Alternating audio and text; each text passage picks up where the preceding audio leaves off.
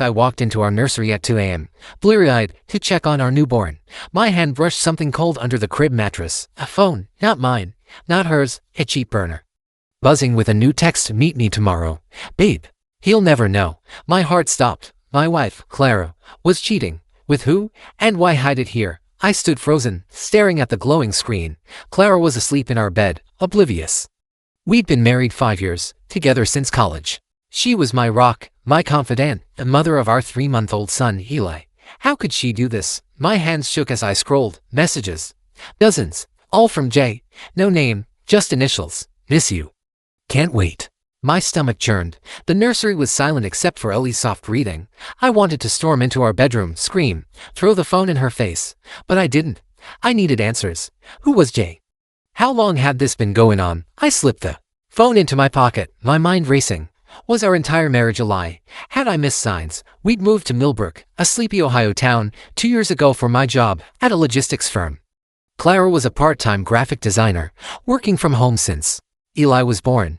She seemed happy, tired, sure, but new moms are, or so I thought. I replayed every moment, her late-night client calls, her sudden need for alone time. God, I was blind.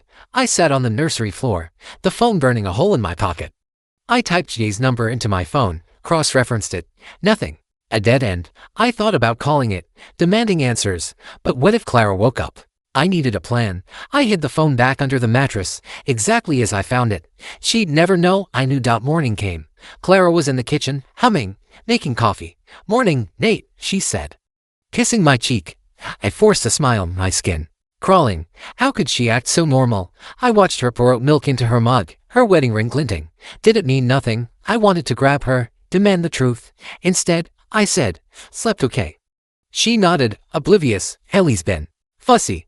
I'm exhausted. Her voice was soft, convincing. Was she lying about that too? I left for work. The burner phone's text seared into my brain. At my desk, I couldn't focus. My coworker, Tim, noticed. You good, man? He asked. I shrugged. No one could.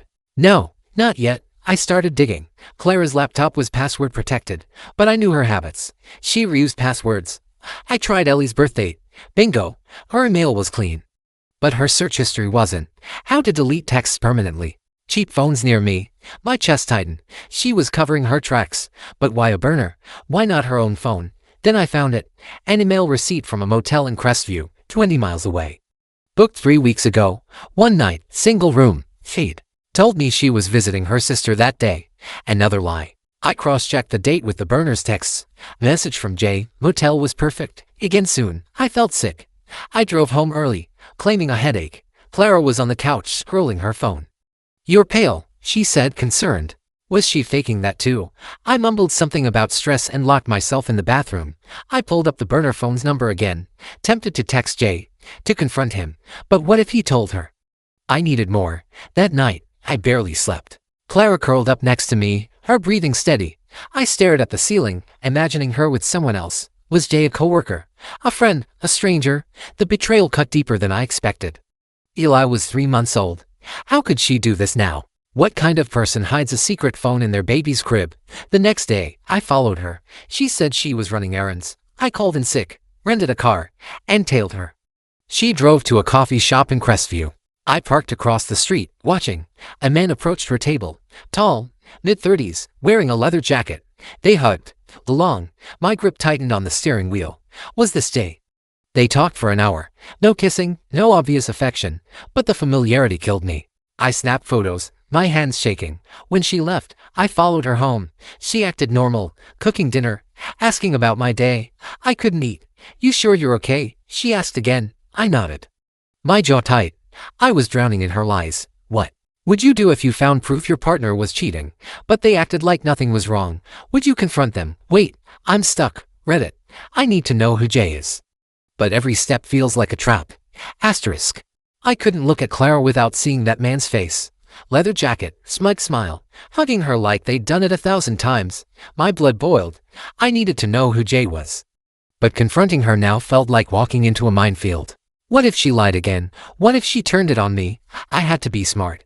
The next morning, I checked the burner phone again. Clara was in the shower, singing softly, like she hadn't a care in the world.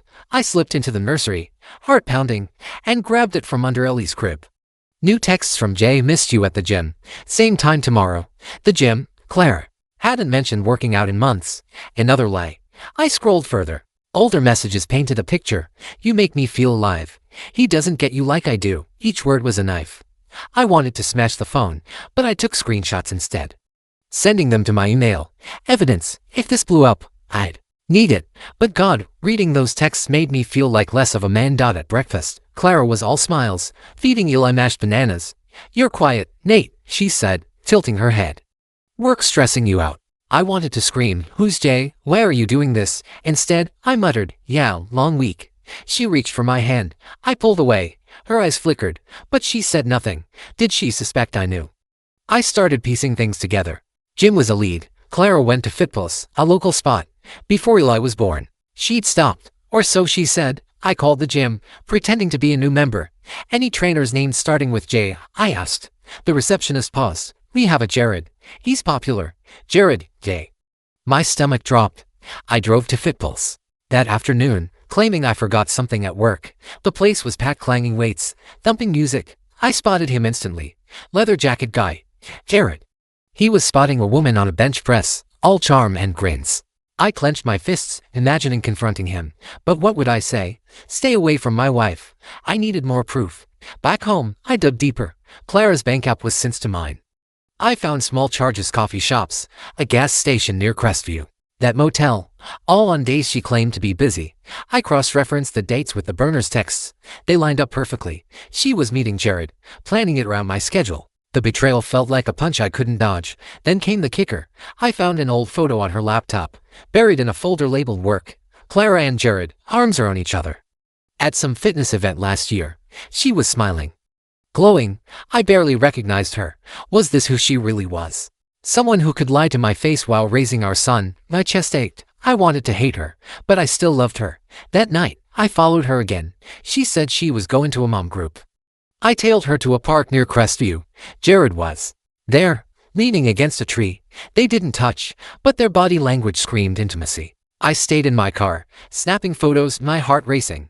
A text from Jay popped up on the burner. You looked hot tonight. I nearly threw up. I started planning. I'd confront her, but not yet. I needed airtight proof. I installed the tracking app on her real phone. Feeling like a creep but justifying it. She was betraying me. I deserved answers. They showed her at Fitpulse the next day, during Jared's shift. I drove there, watching from the parking lot. They left together, laughing. Heading toward his car, I followed them to a diner. Through the window, I saw Clara lean close, whispering. Jared touched her arm. I wanted to storm in, make a scene, but I froze. What if I was wrong? What if this wasn't what it looked like? Doubt crept in. But the burner phone's text screamed the truth. I was losing her. When she got home, I played it cool. Good mom group? I asked, stirring pasta. She nodded, avoiding my eyes. Yeah, just catching up.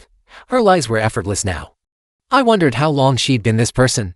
Had I ever really known her? Eli cried upstairs, and she rushed to him, leaving me alone with my rage and questions. What would you do if you saw your spouse with someone else? Acting like you didn't exist. Would you confront them on the spot or keep digging like I am? I'm torn. Reddit. Every clue makes me angrier, but I'm scared of what the truth might cost me. Asterisk. I was unraveling. Every smile Clara gave me felt like a mask, every touch a lie. The burner phone was my obsession now, a ticking bomb under Ellie's crib. I checked it daily. Each text from J. Jared carving deeper into my soul. You deserve better, he wrote, better than me. I was her husband, the father of her child. How dare he? I started losing it at work. Him, my coworker, caught me staring at my phone. Screenshots of Clara and Jared's texts open. Nate, you look like hell, he said, half joking. I brushed him off, but my hands wouldn't stop shaking. I was tracking Clara's every move now. They up pinging her at Fitpulse, coffee shops, even a park at odd hours. She was living a double life. Then I found something worse. In her laptop's deleted files, I recovered a document, a pros and cons list. Leaving Nate, pros, freedom. Jared, fresh start. Cons, Eli, guilt, money. My name was just a bullet point, something to weigh and discard. I sat there numb, reading it over and over. She was planning to leave me. For him, I couldn't eat. Sleep was a distant memory. Clara noticed. Nate, what's wrong? You're scaring me, she said one night, her voice soft. I wanted to believe her concern. But the list burned in my mind. Just work. I lied. My voice flat. She didn't push, just kissed my forehead and went to bed. Her act was flawless. I needed to know more about Jared. I dug online. His social media was public, a gym bro's dream shirtless selfies, client testimonials, motivational quotes. He was a personal trainer, 34, single, with a cocky edge. I found a post from Clara. Months old, commenting, "Best trainer ever," with a heart emoji. My chest tightened. It was right there, public, and I'd missed it. I went to Fitpulse again, this time signing up for a trial session with Jared. I wanted to see him up close, hear his voice.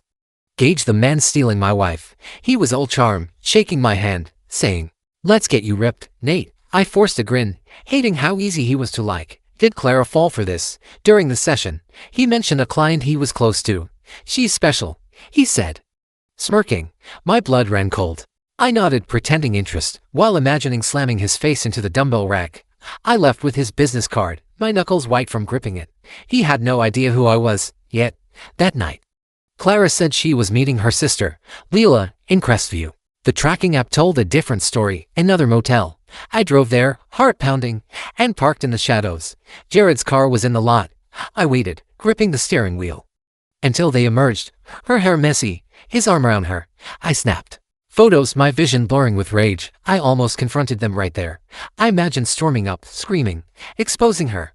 But Ellie's face flashed in my mind. What would this do to him? To us? I drove home shaking, and hid the burner phone. Again, Clara came back hours later, claiming Leela was a mess. I nodded, silent, my anger a coiled snake. The next day, I hired a private investigator. It felt extreme, but I needed proof that couldn't be denied. The PI, a gruff guy named Mitch, took my case. "Give me a week," he said. "I'll get you everything." I handed over the screenshots, the motel receipt, Jared's details. It cost half my savings, but I didn't care. I needed the truth. Mitch worked fast. 3 days later, he sent a report, photos of Clara and Jared, more texts from the burner, even audio from a bug he'd planted at Fitpulse. Jared's voice, "When are you telling him? I'm tired of sneaking." Clara's reply, "Soon. I just need time." My heart shattered. She was planning her exit. I sat in my car, reading the report, tears burning my eyes. 5 years of marriage, a son, a life we built gone. I wanted to hate her. But part of me still hoped this was a mistake. Could I forgive her? Should I didn't know. All I knew was the truth was coming, and it would break us both. What would you do if you had proof your spouse was planning to leave you for someone else? Would you fight for them or let them go? I'm drowning, Reddit, and I don't know how to face what's coming. Asterisk. I couldn't breathe around Clara anymore. Every word she said, every glance, felt like a knife twisting. The PI's report was a grenade in my hands. Photos, texts, audio, all confirming her affair with Jared. She was planning to leave me, to take Eli and start over with him. My family, my life, was slipping away, and she acted like nothing had changed. I kept up the charade, kissing her goodbye each morning, playing the dutiful husband. Inside, I was screaming. The burner phone stayed under Ellie's crib, a secret I checked obsessively. New texts from Jared, "I'm ready for us to be real. Tell him." Her reply, "I will. I promise." My hands shook so hard I nearly dropped the phone. I met Mitch, the PI, at a diner in Crestview. He slid a USB drive across the table. "More evidence," he said, voice low. "Hotel receipts, security footage, even a voice memo of them planning a weekend away." I listened to it later, alone in my car. Clara's voice, soft, excited. "Just us, no hiding. Jared, you're mine." I punched the dashboard, splitting my knuckle. Work became impossible. Tim caught me zoned out again, staring at a photo of Clara and Jared at the motel. "Nate, talk to me," he urged. I snapped, "It's nothing." But he didn't buy it. I couldn't tell him. Admitting it out loud would make it too real. Instead, I threw myself into planning. I needed to confront her. But how? I started gathering my own evidence. Bank statements, her search history, screenshots of the burner's texts. I even found an email draft she hadn't sent, addressed to her sister. "I'm scared to leave Nate, but Jared makes me feel alive."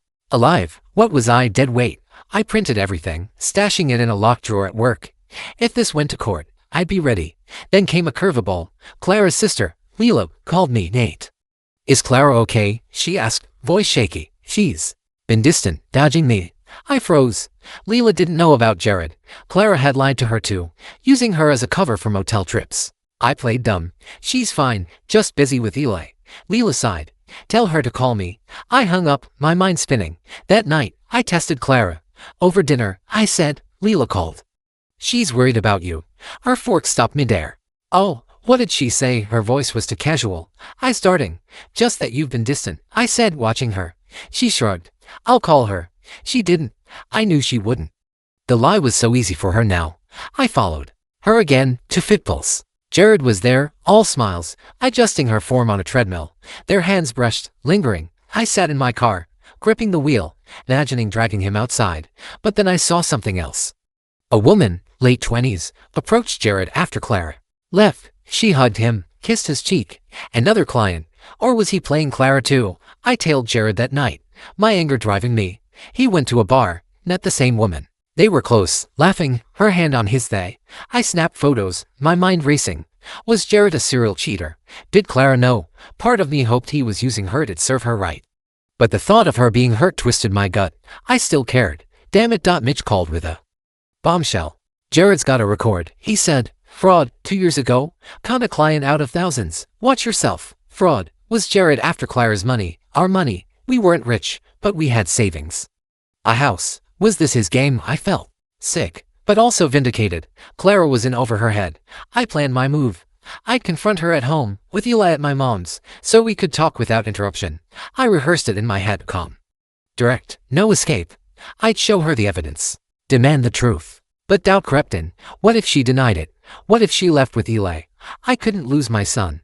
The night before the confrontation, Clara was different, quiet, fidgety. Nate, she said, voice soft. Do you ever feel like we're drifting? My heart stopped. Was this her opening to confess, or another manipulation? I shrugged. Maybe. She looked away, tears in her eyes. For a second, I wanted to hold her. Instead, I walked away. What would you do if you knew your spouse was cheating, but they hinted at regret? Would you give them a chance to confess, or lay out the evidence and end it? I'm one step from blowing this up. Reddit. And I don't know if I'm ready for the fallout. Asterisk. I was done playing detective. The weight of Clara's betrayal crushed me, and I couldn't keep pretending. The evidence, Mitch's photos, the burner phone texts. Her pros and cons list was a noose tightening around our marriage. I loved her, but I hated her too. Tonight, I'd confront her. No more lies. Eli was at my mom's, and the house felt like a battlefield waiting for word. Clara came home late, claiming a client meeting. Her hair was loose, her cheeks flushed. I knew that look. It wasn't from work. I sat on the couch, the printed evidence in a folder beside me. We need to talk, I said, my voice steady but cold. She froze, her purse slipping to the floor. Nate, what's wrong? I didn't answer. I just opened the folder, spreading photos across the coffee table. Her and Jared at the motel, the park, Fitpulse. Her face went pale. What is this? She whispered, voice shaking. I held up the burner phone. Found this in Ellie's crib. Care to explain? Her eyes widened, and for the first time, I saw fear. She knew she was caught. I can explain. She stammered, stepping back. It's not what it looks like. Classic. I laughed, bitter. Not what it looks like. You're texting Jared, meeting him at motels, planning to leave me. I tossed her pros and cons list at her feet. She stared at it, tears welling. Nate, please. I cut her off. Come on, just tell me why. She sank into a chair, hands trembling. It started last year, she said, voice barely audible. Jared was my trainer. He listened when I felt lost. You were working late, and I was alone with Eli. I didn't mean for it to happen. Her words stung. Was this my fault? Had I pushed her away? I shook my head. You hid a phone in our son's crib, Clara. She cried harder. I know. I'm sorry. I was going to end it. I didn't believe her. The texts, the motel, her list, they told a different story. You were going to leave me, I said, my voice breaking. You wrote it down. Eli and I were just cons. She shook her head, sobbing. I didn't mean it. I love you, Nate. I wanted to believe her. But the evidence was ironclad. Then she dropped a bomb. Jared's been pushing me, she said. He knows things about me. Things I can't take back. My blood ran cold. What things? She hesitated, then whispered. He recorded us, at the motel. He's threatening to send it to you if I don't leave you. I froze. Blackmail. Was that why she stayed with him? Mitch's report about Jared's fraud conviction flashed in my mind. He was a common, and Clara was his mark. Why didn't you tell me? I yelled. She flinched. I was ashamed. I thought I could handle it. Handle it. She destroyed us. I felt rage, pity, and confusion all at once. I paced the room, trying to process. So, what? He's extorting you, and you just kept sneaking around. She nodded, tears streaming. I thought if I gave him time, he'd stop. But he wants more money, me, everything. My fists clench. Jared wasn't just a cheater, he was a predator. I wanted to find him, break him. But first, I had to deal with Clara. Do you love him? I asked, dreading the answer. She looked at me. Isra, no, I love you. I swear. I didn't know what to believe. Part of me wanted to hold her, fix this. Part of me wanted to walk away forever. We're done talking tonight, I said, grabbing the folder.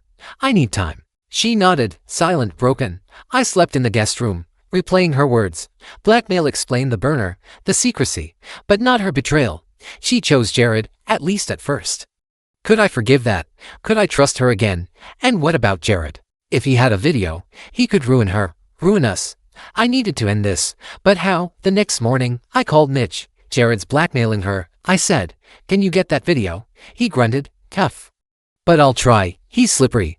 I didn't care. I'd pay anything to bury Jared. Clara stayed quiet all day, watching me like I might explode. I didn't know what to say to her. Not yet. What would you do if your spouse confessed to an affair but claimed they were blackmailed? Would you believe them? Or is the trust broken? I'm lost, Reddit. And Jared's still out there, holding a grenade over my family. Asterisk. I was a man on fire, torn between saving my family and burning it all down. Clara's confession, her affair with Jared, his blackmail left me reeling. I wanted to believe her, to see her as a victim. But the betrayal still stung. She'd chosen him once, lied for months. Could I rebuild with her? And Jared, that sneak, was still out there, holding a video over our heads. I met Mitch at a gas station lot, away from prying eyes. He handed me a flash drive, got the video. He said, face grim, Jared's careless, kept it on an unsecured cloud drive. Also found texts he's done this before, extorted to other women. My jaw tightened. Jared wasn't just a cheater, he was a serial predator. I had to stop him. I watched the video alone in my car. Clara and Jared, in that motel, unaware of his hidden camera. It was grainy, but clear enough to break me. Her laugh, her touch, things I thought were mine given to him. I slammed my laptop shut, fears burning. I hated her for this. But I hated him more. He'd pay. I confronted Clara that night. Eli was still at my mom's, the house eerily quiet. I showed her the video. She gasped, covering her mouth. Nate, I didn't know he recorded it. Her voice cracked, desperate. I swear, I thought I could fix this. I believed her fear, but not her judgment. You let him manipulate you, I said. You broke us. She sobbed, nodding. I know. I laid out my plan. We're turning Jared in. Police, now. She froze. He'll leak the video. I leaned in, voice hard. He won't. Mitch has dirt on him, fraud, extortion. He's done. Clara hesitated, then nodded. Okay. I'll do whatever you want. For the first time, I saw a flicker of the woman I married. Scared, but ready to fight. We went to the police the next morning. I brought everything, Mitch's evidence, the burner phone, the video. The officer, a stern woman named Reese, listened, her face unreadable. This is serious, she said. We'll bring him in.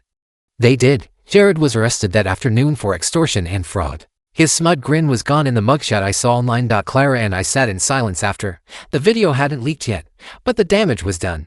What now? She asked, voice small. I didn't know. I loved her, but trust was ashes. I need space, I said. For Ellie's sake, we'll try counseling, but I can't promise anything. She nodded, tears falling. I'll do anything to fix this. Weeks later, Jared's case went to court. He pleaded guilty, facing years in prison. The video was destroyed as evidence, a small mercy. Clara and I started therapy, but it was brutal. Every session peeled back layers of pain, her guilt, my anger. Eli kept us grounded, his innocent smiles a reminder of what we could lose. Slowly, we rebuilt, but it wasn't the same. I took a new job, moved us to a bigger city for a fresh start. Clara quit Fitpulse, cut contact with anyone tied to Jared. She was trying, and I saw it, but some nights, I still saw that video in my head. I wondered if I'd ever fully forgive her. Yet, when she laughed with Eli, I felt hope. Maybe we could heal. Looking back, I'm proud I didn't let rage win. I protected my son, exposed a predator, and gave my marriage a fighting chance. But it cost me my trust, my peace. I'm not the same Nate, and Clara's not the same Clara. We're trying though. That's something. What would you do if you had to rebuild trust after a betrayal this deep? Could you forgive, or would you walk away? Tell me. Reddit, I need to know how you'd handle the scars I'm carrying. Asterisk. That's the end of today's story. Did things turn out the way you thought? Or were there some surprises along the way? Share your thoughts in the comments I'd love to hear what you think. If you enjoyed this journey, don't forget to hit the like button. And if you haven't joined the community yet, now's the perfect time. Subscribe and turn on notifications so you're always the first to catch new stories. Thanks for watching, and I'll see you in the next adventure.